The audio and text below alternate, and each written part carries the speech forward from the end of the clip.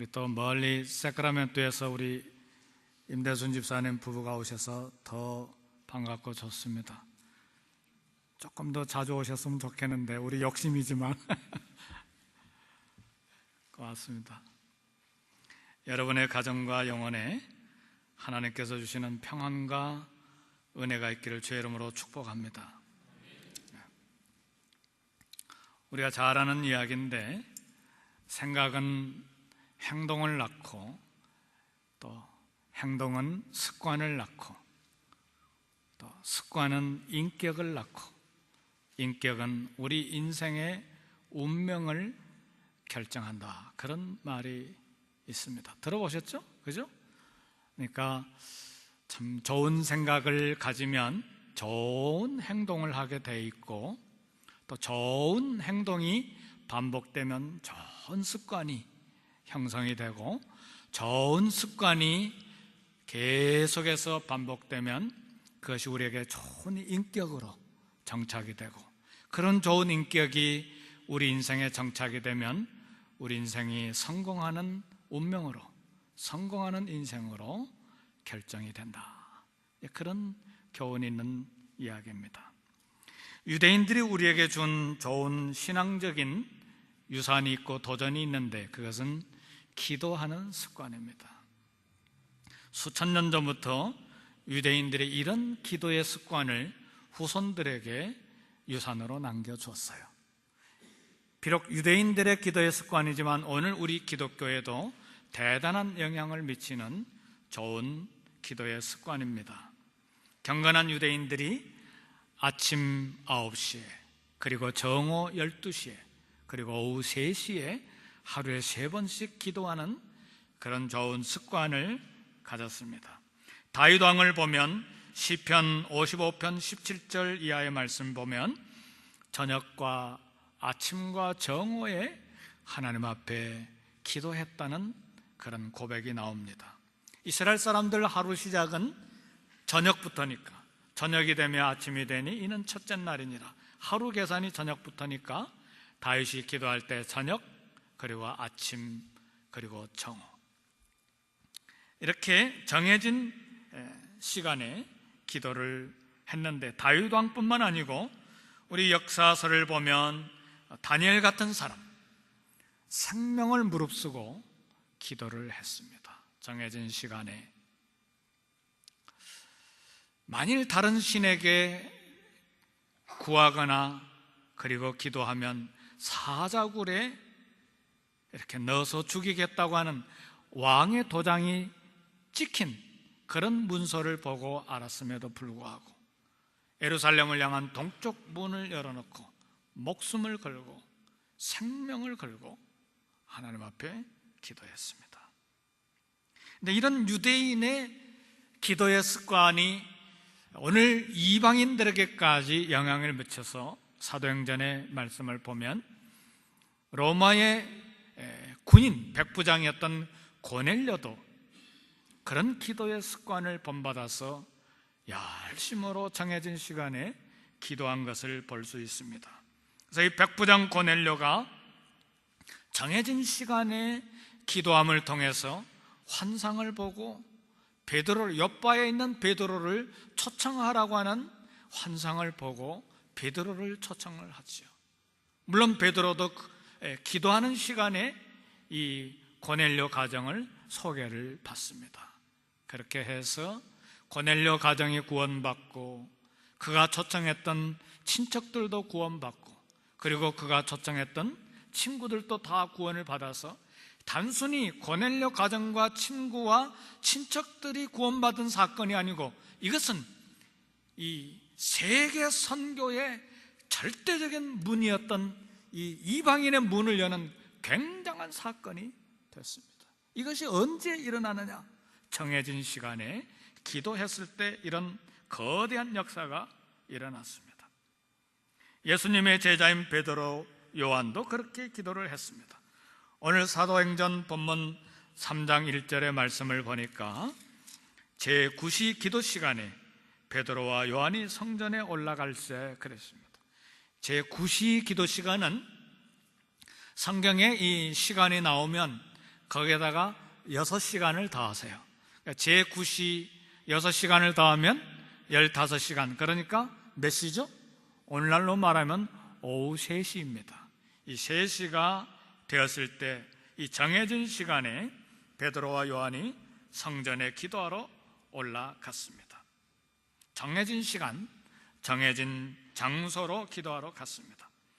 하나님께서는 이런 경건과 그들의 기도의 헌신을 존귀하게 생각하십니다. 사랑하는 성도 여러분, 우리가 기도할 때 하루 기도하고 일주일 기도하고 한 달 기도하고 1년, 2년 기도하는데 과연 하나님이 들으시는가? 성도 여러분, 하나님이 그 기도를 반드시 듣고 계신 것을 믿으시기를 바랍니다. 아멘.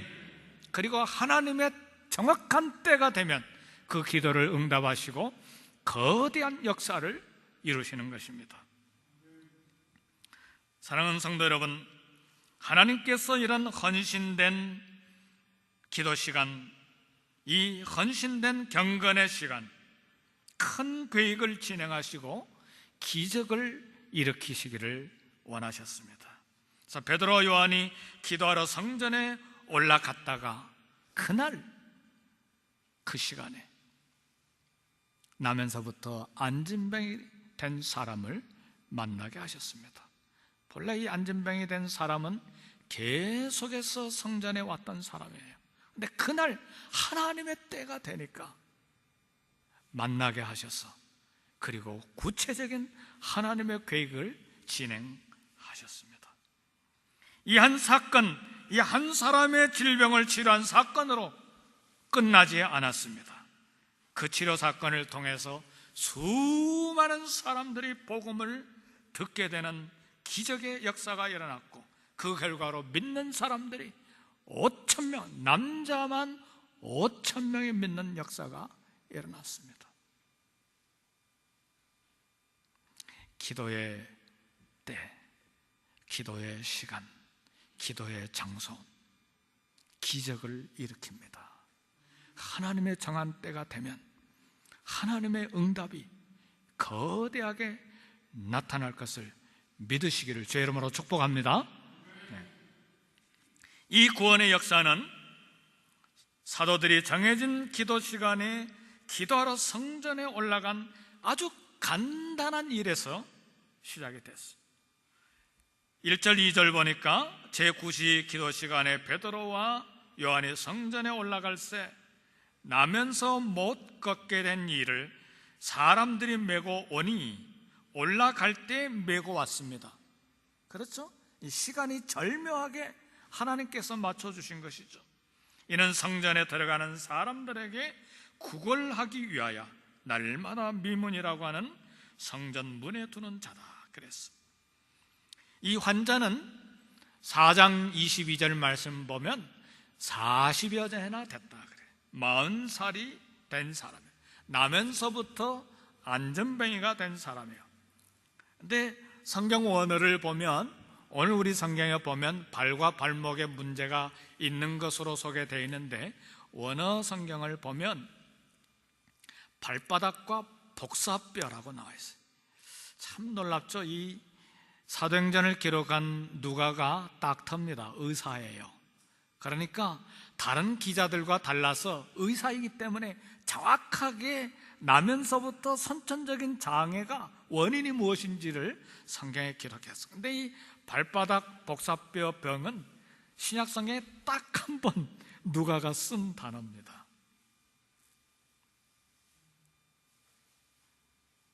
태어나서 40여 년간 한 번도 걸어본 적이 없는 사람이에요. 누구인지는 모르지만 나면서부터 안전병이 된 이 거지를 날마다 데리고 와서 성전 미문 앞에 두고 성전에 들어가고 나가는 사람에게 구걸하도록 이렇게 갖다 놓았어요. 그런 지가 수십 년이 됐어요. 이 사람이 성전 예배를 드리도록 성전 미문에 갖다 놓은 것이 아니고 먹고 살도록 구걸하도록 하기 위하여 데려다 놓았기 때문에 영적으로 비참한 상태에 있는 사람이었어요. 마침 베드로와 요한이 성전에 들어갈 때에 이 사람이 구걸을 했어요. 3절 4절 말씀을 보니까 그가 베드로와 요한이 성전에 들어가려 함을 보고 구걸하거늘 베드로가 요한과 더불어 주목하여 이르되 우리를 보라 하니 그랬어요. 오늘 이 본문의 말씀을 통해서 우리가 얻을 중요한 교훈이 있는데, 목표를 중심하는 사람이 있고 사람 중심적인 그런 사람이 있어요. 우리 크리스찬들은 목적 중심적이 아니고 목표 중심적이 아니라 반드시 우리 크리스찬들은 사람 중심적이어야 합니다. 왜냐하면 목표와 비전이 너무 강하면 사람을 다치게 만들어요. 거칠게 밀어내고 목표와 비전 때문에, 그리고 사람에게 상처를 줘요. 그래서 비전이 너무 강하면 사람을 상하게 만들기 때문에 우리 크리스찬들은 반드시 생각해야 될 것이 있는데, 목표 중심적인 사람이 아니라 사람 중심적인 사역자가 되어야 합니다. 특별히 목회자들과 선교사들, 이 목표와 비전이 얼마나 강합니까? 그래서 때때론 이 거룩한 예수님의 이름으로 거룩한 목표와 거룩한 비전이라고 하는 그 이름 때문에 다른 사람들을 상하게 하는 경우가 많아요. 복음을 전하려다가 오히려 사람을 힘들게 만드는 경우가 많다는 거예요. 오늘 저와 여러분들은 목표 중심적인 사람이 아니라 사람 중심적인 성도가 되기를 주의 이름으로 축복합니다. 우리 이대일 전사님에게 그런 조언을 제가 했어요. 미국에서 사역자로 성공하기 위해서 17년이 되도록 한국을 못 갔어요. 그리고 어머니가 돌아가셨어요. 그래서 제가 한마디 했죠. 전사님, 비전이 너무 강하면 사람 상하게 합니다. 사람 중심적인 사역자가 되세요. 근데 무슨 재 묻은 개가 뭐 말한다고? 저도 선교사역 때문에 어머니 돌아가셨는데 장례식도 못 간 불효자식입니다. 지금도 후회하지요. 선교가 뭐라고? 물론 뜨거운 가슴으로 선교하기는 했는데 어머니 돌아가신 거 보지도 못하고 선교지에 있었으니 이 얼마나 불효자식입니까? 오늘 파더스데이입니까?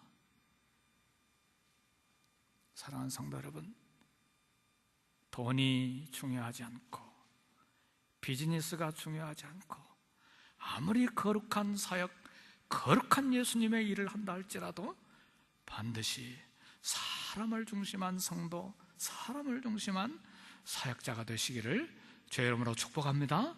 네. 우리 주님이 그걸 원하세요. 베드로와 요한 분명한 목표가 있는 사람들이었어요.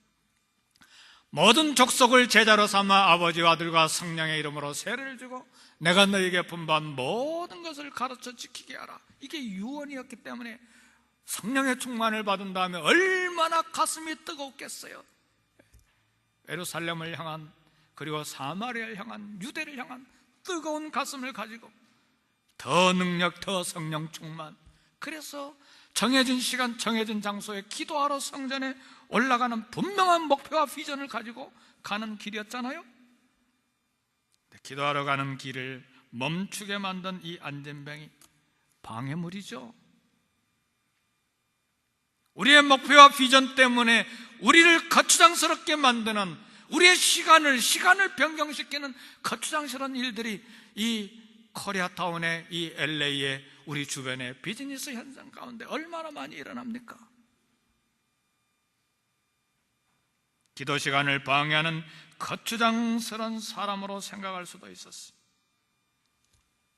강도를 만나 두들겨 맞아 거의 죽게 된 사람을 그냥 버려두고 지나가 버린 제사장과 레인이 걸려들었던 덫에, 이 그 덫에 베드로와 요한도 빠질 뻔했어요.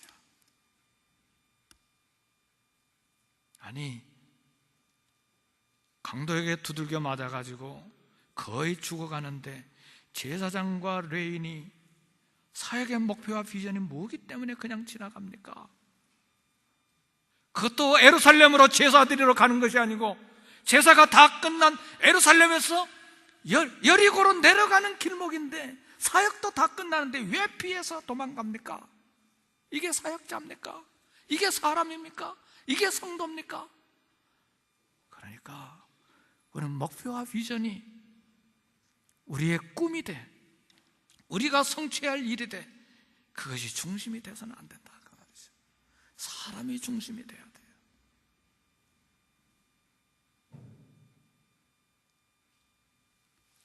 성도 여러분, 우리의 목표 비전이 무엇입니까?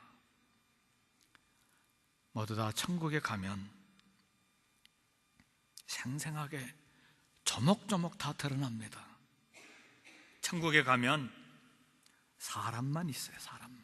건물도 없고 뭐 비전과 목표가 따로 필요 없고 무슨 위원회, 무슨 전도회, 무슨 뭐 회의록, 무슨 장로교, 뭐 오순절교, 침례교, 감리교, 루터파, 뭐 러시아 정교 이런 종파도 없어요. 사람만 있어요. 하나님을 찬양하고 어린 양을 찬양하는 구원받은 사람들만 있어요. 오직 사람들만이 천국의 기본적인 구성 요소가 되는 것입니다. 그래서 우리 기독교의 목표와 비전은 사람입니다. 사람 중심이 돼야 돼. 그래서 베드로와 요한이 참 성령 충만 제도로 받았어요. 왜요? 거지가 그 길을 방해하고 멈추게 할 때 보고 시간을 냈어요. 아멘, 할렐루야. 이런 시간을 내는 저와 여러분들이 되시기를 주의 이름으로 축복합니다. 반드시 시간을 내야 돼요. 안전병에 한 사람을 당장 도와가지고 우리 주님께서 유언으로 남겨주신 세계 복음화에 과연 도움이 될 것인가? 이 한 사람, 청년도 아니고 40세나 넘은 사람, 건강한 사람도 아니고 태어나면서부터 선천적인 장애를 가지고 앉아서 구걸하는 이 거지 한 사람 도와가지고 세계 열방 선교에 도움이 될 것인가? 누구도 확신할 수가 없어요. 그러나 이 한 사람을 도움으로 하나님께서 어떤 영광을 받으실지 누구도 알지 못하는 거예요. 누구도 상상할 수 없는 거예요. 우리는 한 사람을 소중히 여길 줄 아는 눈과 영성을 가져야 합니다. 이 한 사람 없어도 돼. 다른 사람이면 돼. 사랑하는 성도 여러분, 한 사람 무시할 때 100사람 무시합니다. 한 사람 무시할 때 하나님께서 100사람 생략하십니다. 한 사람을 소중히 여길 줄 모르면 결코 영적인 리더가 될 수가 없어요. 이건 모르면 하나님께서 일하는 방법을 평생에 경험하지 못하고 그냥 천국에 갈 수 있어요. 놀랍게도 안전병이가 되어 40년이 지난 이 비천한 거지 이 한 사람을 도와줌으로 베드로가 다시 한번 복음을 전할 기회를 얻었어요. 이 수십 년간 성전 미문에 앉았던 거지가 걷기도 하고 뛰기도 하고 막 소리 지르면서 찬송하면서 성전에 들어가니까 그 사람을 40년 동안 혹은 몇십 년 동안 알았던 사람들이 보고 놀라지 않겠어요? 그래 모두 다 달려오니까 복음을 전할 기회가 생긴 거예요. 그 결과 예수님을 믿기로 작정한 남자의 수가 5,000명으로 불어난 거예요. 5,000명이면 1,000명의 교회가 몇 개가 생긴 겁니까? 5개. 100명의 교회가 몇 개 생긴 거예요? 우리 교회 사이즈만한 교회가 몇 개 생긴 거예요? 50. 남자만이니까 여자까지 포함하면 10,000명이잖아요. 비전과 목표를 시간을 내려놓고 보잘것없는 한 사람을 위하여 시간을 내었을 때 수십 개의 교회가 생긴 거예요. 이게 하나님의 기적이요 하나님의 일하시는 방법입니다. 하나님의 방법에 정통해야 해요. 교회 부흥과 기적은 뜻밖에도 우리의 관심 밖에 있는 한 연약한 성도를 통해서 올 수도 있다는 사실을 알아야 합니다. 우리 주님 지상에 3년 동안 계실 때 이 소수의 관심을 두셨어요. 12년 동안 혈루증으로 알아온 불행한 한 여인은 결코 그냥 지나가지 않으셨어요. 지금 회당장 집에 딸이 죽어가기 때문에 얼마나 급한 상황입니까? 회당장은 유지잖아요. 유지. 종교적인 지도자고 그리고 경제력도 있잖아요. 그러니까 급하게 가셔야 되는데 부정한 여인 12년 동안이나 계속해서 하혈하는 여자이기 때문에 율법으로 접촉해서는 안 되는 여인이지만 우리 주님 길을 가다가 멈추셨어요. 이게 영성입니다. 이런 영성이 있기를 주의 이름으로 축복합니다. 저도 이게 잘 안 돼요. 참 돈은 주겠는데 시간 내는 것 얼마나 인색한지 몰라요. 이게 제가 깨뜨려져야 될 부분입니다. 죄송합니다. 제 약한 부분을 고백해서 우리 주님 멈췄어요.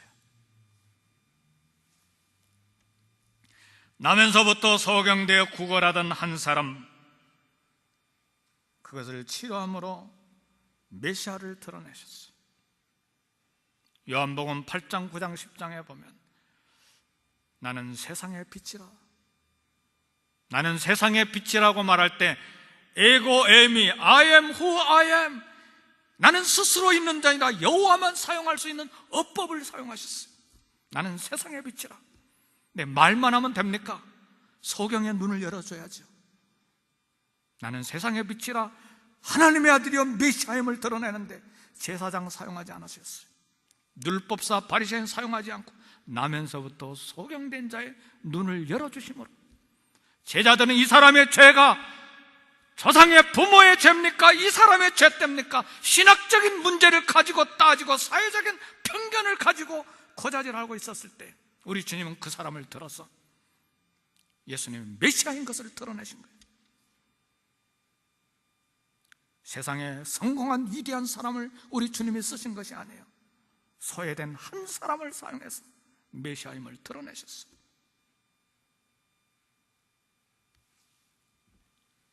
예수님은 사회적인 왕따를 당하고 거절감의 쓴뿌리로 참으로 고독하게 고통해 있던 키 작은 삭개오, 그 한 사람 만나주시고 일부러 그 집에 가서 밥을 먹어주셨어요. 삭개오 얼마나 감격했는지. 우리 주님 말씀도 안 했는데 내가 토색한 거 있으면 이 절반 재산을 나눠가지고 다 나눠주겠습니다. 그리고 도둑질한 거 있으면 다 갚겠습니다. 얼마나 감격했으면.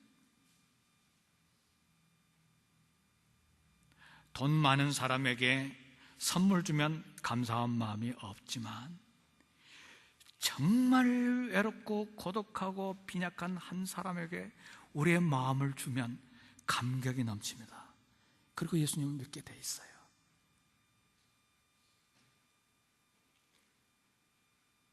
성도 여러분, 우리 교회 성도 한 사람 한 사람에게 사랑의 눈빛을 주십시다. 교회 구석에 관심받지 못하고 있는 성도에게 생명이 담긴 눈빛을 줘야 돼요. 눈빛이 마주쳐야 돼요. 눈빛이 돌아가면 문제가 있어요. 눈을 마주쳐야 돼, 이렇게.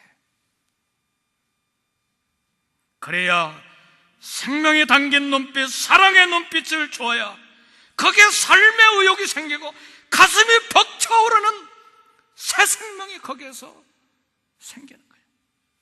그래서 봉사하고 싶은 생각이 들고 내가 교회를 위해서 목숨을 바치리라, 그런 헌신이 나오는 거예요.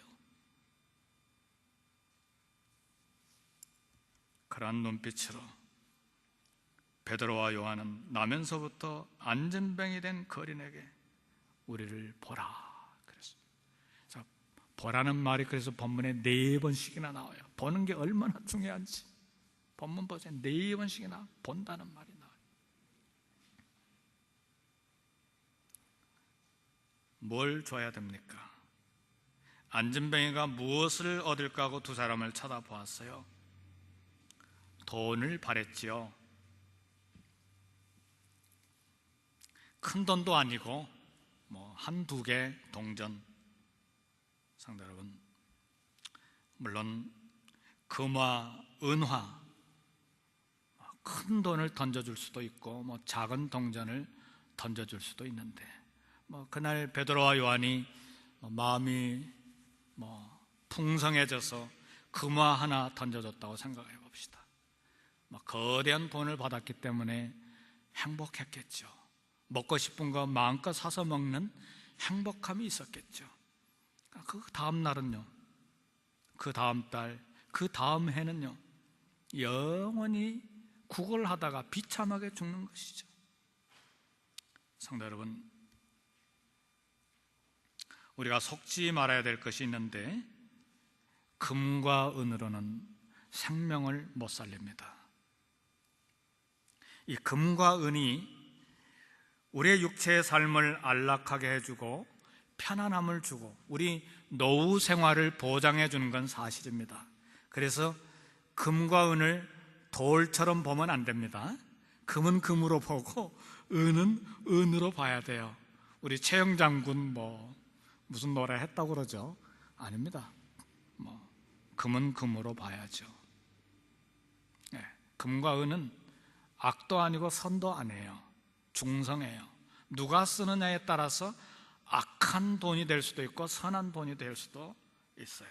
그러나 하고 싶은 이야기는 금과 은은 우리의 호흡이 멈추는 순간에 무덤 너머의 다음의 삶으로 우리를 절대로 인도할 수 없습니다. 그런 능력이 없어요. 그래서 베드로는 금과 은을 요구하는 이 나면서부터 안진뱅이 된 사람에게 뭐라고 이야기했냐? 금과 은은, 은과 금은 내게 없거니와 내게 있는 것으로 이것을 내게 주노니 나사렛 주 예수 그리스도의 이름으로 일어나 걸으라. 나사렛 예수의 이름을 주었습니다. 베드로가 안진뱅에게 내민 손은 베드로의 손이 아니고 십자가에 못 박혀 죽으신 예수님의 피 묻은 손이었어요.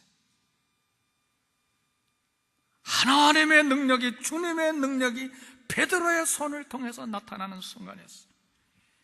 피 묻은 예수님의 손이 안진뱅이를 그 자리에서 일으키시는 순간이었어요. 베드로가 오른손을 잡아 일으켰을 때에 안진뱅이가 사슴처럼 뛰었어요. 이사야 35장 6절에 그때 저는 자는 사슴같이 뛸 것이며 라고 하는 예언이 성취되는 순간이었어요. 이것이 2000년 전 성전 미문 앞에서 일어난 역사적인 사건입니다. 2000년 전 성전 미문 앞에서 역사하셨던 우리 예수님은 오늘도 우리 가운데 살아계셔서 역사하십니다. 아멘. 우리 주님, 우리가 건강하기를 원하세요. 사랑하는 자여, 내가 범사에 잘된 것 같이 내 영혼이 잘되고 범사가 잘되는, 우리 주님이 원하시는 마음이에요. 그래서 이런 기적을 통해서 치유를 받든지 아니면 이 세상에 있는 모든 의사 선생님들의 손을 통해서 수술을 받고 또 치료를 받든지 아니면 약물을 통해서 모든 준비된 약을 통해서 치료받든지, 이게 모두 다 하나님의 도우심과 능력과 은혜로 우리가 건강하기를 원해서 주신 하나님의 축복이요 은혜입니다. 어떤 방법을 통해서든 저와 여러분들이 다 건강하기를 주의 이름으로 축복합니다. 아멘. 근데 기적 중에 기적은 안진뱅이 거린이 예수님을 만난 거예요. 예수님의 이름을 소개받은 거예요. 영원한 생명을 얻은 것입니다. 신체적인 회복도 중요한데, 성도 여러분, 이 나은 분이 나이가 몇 살이나 됐다고요? 40살. 그러면 이 발바닥과 복사뼈가 회복함을 받았는데 몇 년 더 쓰다가 끝장날까요? 20년 혹은 30년 더 쓰다가 그냥 끝나는 거예요. 그러니까 우리의 신체적인 회복이라고 하는 것은 일시적이에요. 이 땅에 사는 동안 쓰다가 두고 가는 거예요. 영혼을 위해서 예수님을 만나야 돼요. 예수의 이름, 예수의 나사렛 예수 그리스도의 이름, 이 이름을 우리가 만나야 돼요. 존귀한 이름, 보석과 같은 이름, 우리 가운데 비밀과 계시가 된 이 이름, 이 이름을 만나야 돼요. 송명의 시인이 예수 그 이름 나는 말할 수 없네, 그 이름 속에 있는 비밀을, 그 사랑을 말할 수 없어서 그 풍부함 표현 몇에서 비밀이 되었네. 사람들 그 이름 건축자의 버린 돌처럼 버렸지만 내 마음에 새겨진 이름은 아름다운 보석. 이 이름, 골로새서 2장 3절의 말씀 보니까 그 안에 지혜와 지식의 모든 보화가 감춰져 있느니라. 그 안에 지혜와 지식의 모든 보화가 감춰져 있는 이 예수의 이름, 보석과 같은 이름, 이 이름을 만나야 생명을 얻을 수가 있어요. 40년 동안 한 번도 들어가 보지 못한 성전, 이 병자가 일어나서 뛰어 들어갔어요. 왜요? 하나님을 만나고 예수님을 만났기 때문에. 이 병에 나았다고 다 하나님 찬양한 줄 아십니까? 평생 문둥병으로 살다가 문둥병 고쳐주니까 9사람은 다 친구들에게 가버렸잖아요. 한 사람만 돌아와서 예수님께 감사했어요. 병에 낫는다고 다 감사하는 게 아니에요. 병에 낫는다고 다 예수님을 만나는 게 아니에요. 한 사람만 주님께 돌아와서 감사했어요. 예수님의 이름을 만나야 돼요. 이게 생명이에요. 비즈니스를 잘해서 우리가 성공했다고 다 예수님 만나는 줄 압니까? 예수님의 이름을 만나야 돼요. 그래야 돌아와 하나님을 찬양하는 거예요. 예수의 이름, 보석과 같은 이름, 그 사랑, 그 풍부한 표현 못해서 내 안에서 비밀이란 그 이름, 예수님을 만나야 돼요.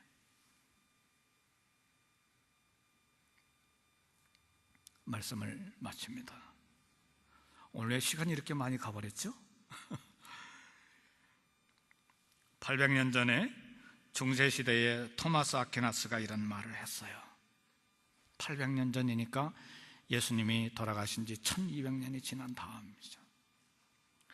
초대교회는 은과 금은 내게 없거니와 내게 있는 것으로 내게 주노니 곧 나사렛 예수 그리스도의 이름으로 일어나 걸으라고 하는 능력이 있었다. 그러나 오늘날 이 시대에 우리 교회는 금도 있고 은도 있고 땅도 있고 건물도 있지만 나사렛 예수 그리스도의 이름에 능력은 없다. 800년 전에 한 말이에요. 오늘 이 시대를 향하여 동일하게 교훈을 주는 이야기입니다. 교회의 본질은 금과 은이 아니라 예수님의 이름이에요. 그래서 교회는 나사렛 예수 그리스도의 이름의 능력을 전하는 것입니다. 절망 중에 있는 사람의 손, 절망과 낙심과 세상이 다 무너진 것 같은 그런 고독과 외로움 속에 있는 사람에게 예수님의 이름을 전하고 오른손을 잡아 일으키는 것이 교회 사역입니다. 우리는 생명을 얻게 하는 나사렛 예수 그리스도의 이름을 나눠줘야 합니다. 비천한 한 사람의 변화가 초대교회 지진을 일으켰어요. 땅을 흔들었어요. 그래서 남자만 5,000명이나 되는 사람들이 예수님을 메시아로 영접했습니다. 나 한 사람의 변화가 세상을 변화시킵니다. 저와 여러분 모두 이 변화를 일으키는 기적적인 사역에 쓰임받기를 주의 이름으로 축복합니다. 우리 1, 2분간 다 같이 통성으로